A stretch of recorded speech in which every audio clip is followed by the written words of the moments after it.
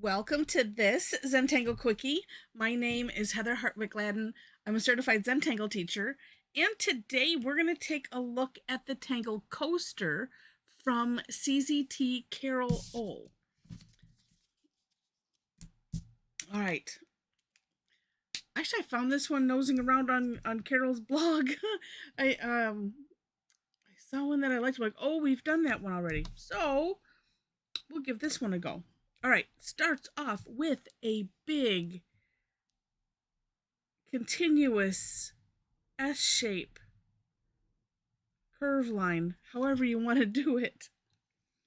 Then, and I don't think it matters. I was first thinking you had to eyeball this, and it doesn't matter, but we're going to put a straight line here, in the gap, and then a curve line on top of it, kind of making, well, that one would be a backwards letter D. But we're going to, and it probably could be bigger than that. You get to decide. Oh, let's see. I guess a partial would go here. Yeah. But do take a look at the For More Inspiration link for just that. So you can see Carole's work, her step out, variations, all of that kind of jazz. All right.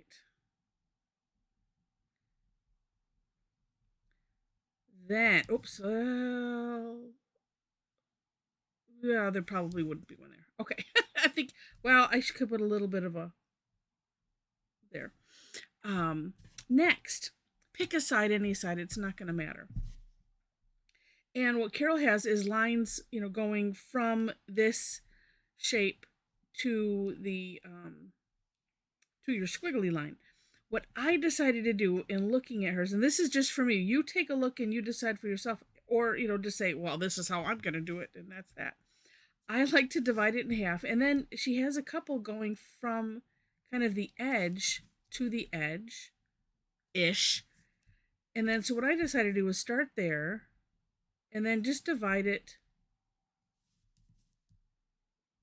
Like I said, you do however you want to do. It's good. And we're just going to do this one side first.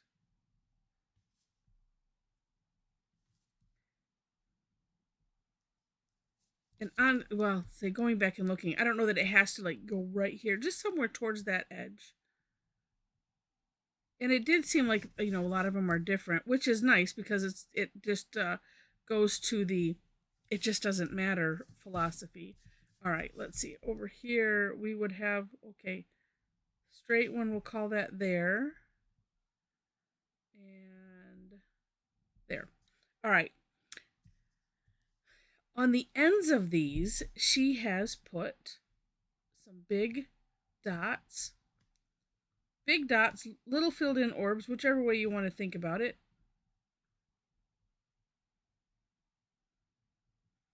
And you could do it right along at the same time that you're doing these lines. It doesn't matter.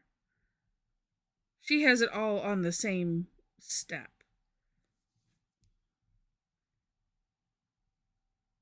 All right. I decided to divide it or put it in a different steps. That way, different step. So that way, if you like to do, like I like to sometimes, which is just doing one stroke and then coming back and doing another stroke. But that's just me. All right, then from here, and this is where I wasn't completely sure. It seemed like depending on where things end up. So like you could put this here. I could have it go all the way to that. But so she had some lines going to the dots and then looks like creating some. So it's just going to depend on how yours lay out. And it's one of those, again, just doesn't matter. This needs to be moved over a little bit, doesn't it? I don't know. Was that bothering you? It was all of a sudden it was bothering me.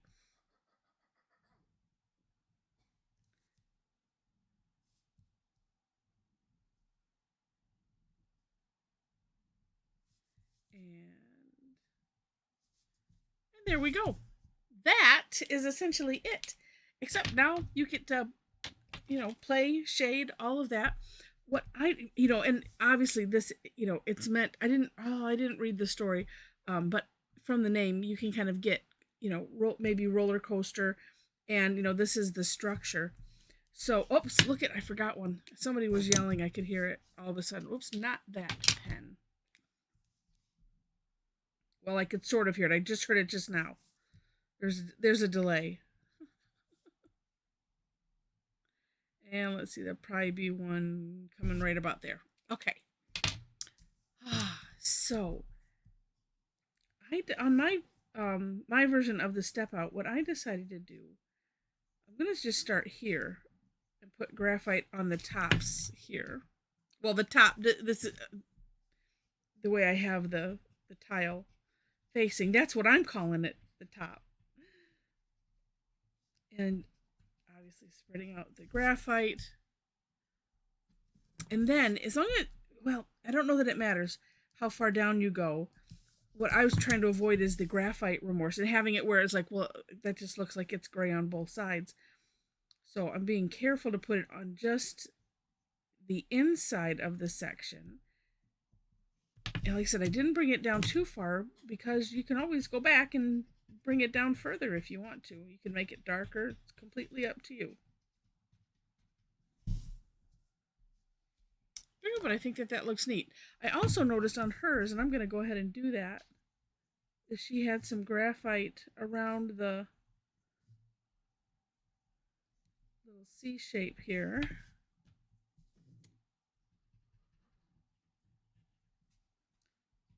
And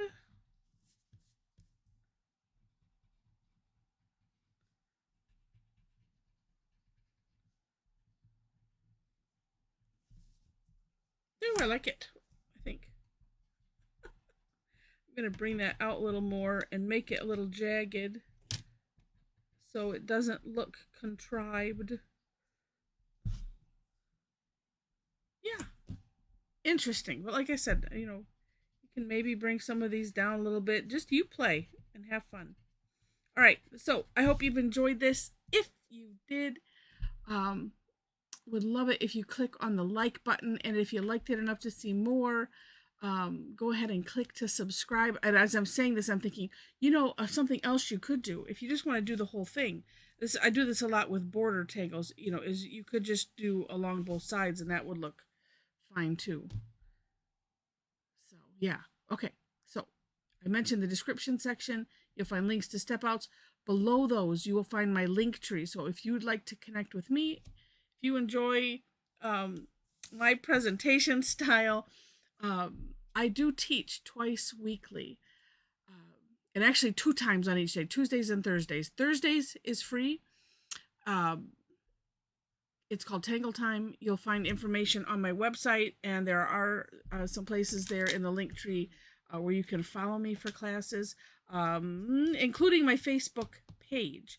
And there is a link there. I don't have it specifically saying follow me here for classes, but just want to let you know.